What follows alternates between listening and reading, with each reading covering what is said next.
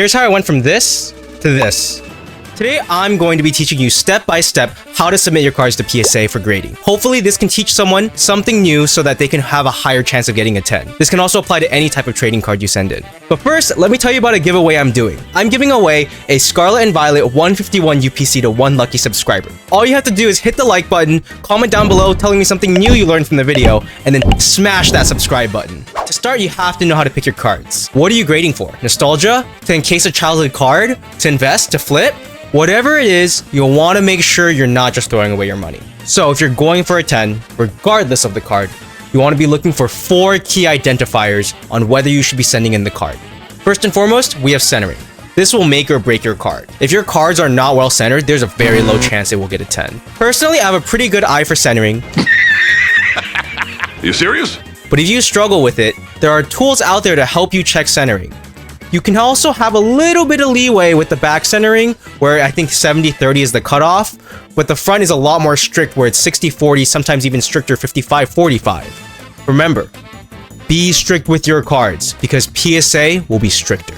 Next up is the surface. This is the hidden killer for so many cards. Scratches you didn't see on the holo, almost invisible creases and print lines you never knew existed until you got a 5 and looked closer at the card. Inspect your surfaces carefully because this will definitely be what destroys your chance at getting a 10 if you're not careful. Finally, we have corners and edges. If you've ever noticed the little whitening ticks on corners or whitening on your edges, then you'll know what I'm talking about. You could have a flawless front, perfect centering, surface, everything, but the moment you have any sort of whitening on your back, that brings you down to a 9 or lower.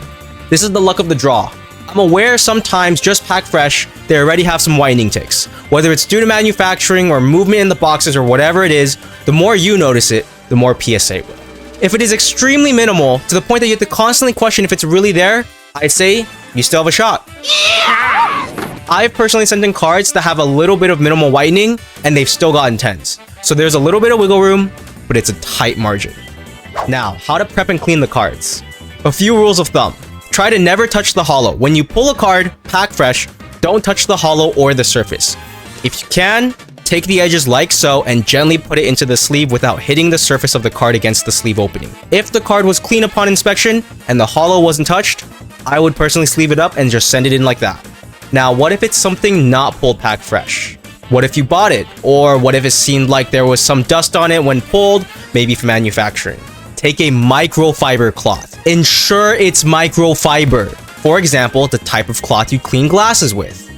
Put your card on a different microfiber cloth or clean soft surface and then gently clean off the front and back to ensure any dust or fingerprints have been removed.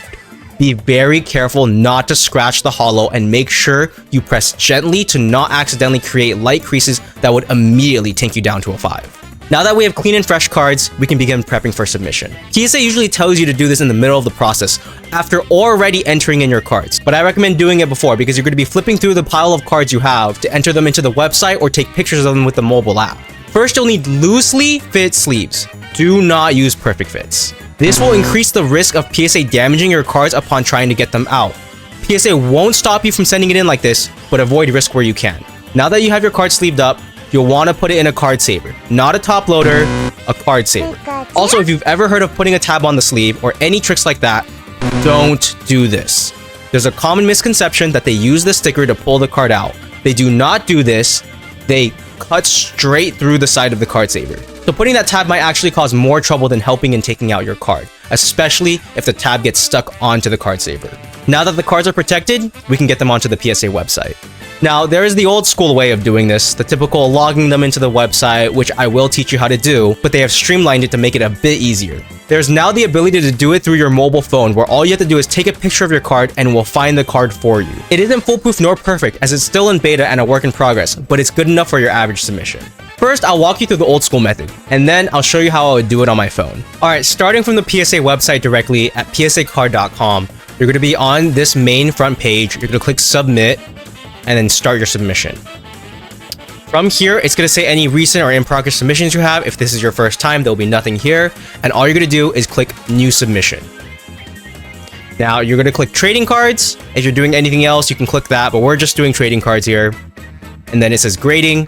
You're just going to be doing this first step, grading. We're not going to do any review, crossover, reholder, If you want to do any of these services, you can look into it and find out if these are the service for you. Alright, now that we're actually at the service level page, we're going to be deciding between a few different options. Depending on what cards you're sending in, you might have to choose a higher premium tier. Let's say you send in a Moonbryon. You will not be choosing these bottom tiers over here.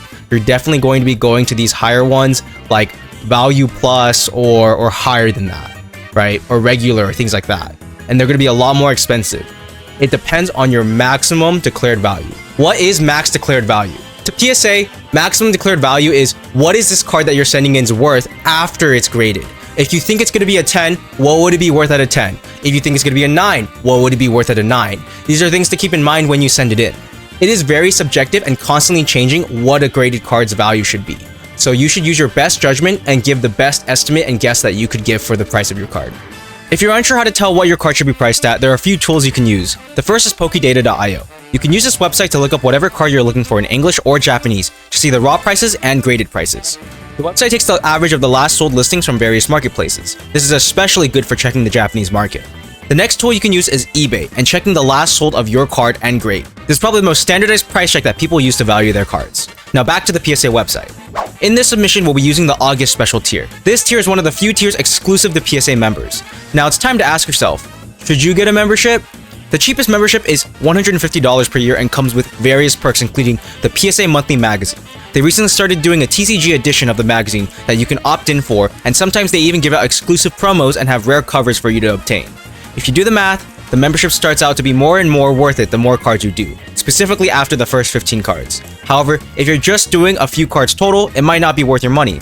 Upon gaining the membership, you'll now have access to a few new tiers, including any specials they have going on. When there isn't a special, there are a few TCG bulk tiers added depending on the tier of card you're sending in. Without a membership, the lowest tier you can do is the value $25 tier. Keep in mind, all of these prices are before any additional shipping and insurance costs have been added.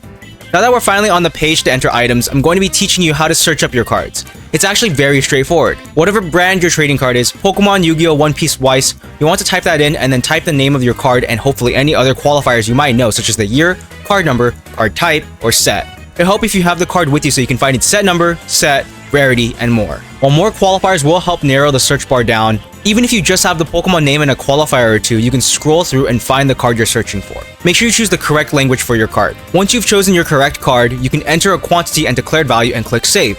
There's also a section at the bottom to enter any comments and requests you may have about your cards or order.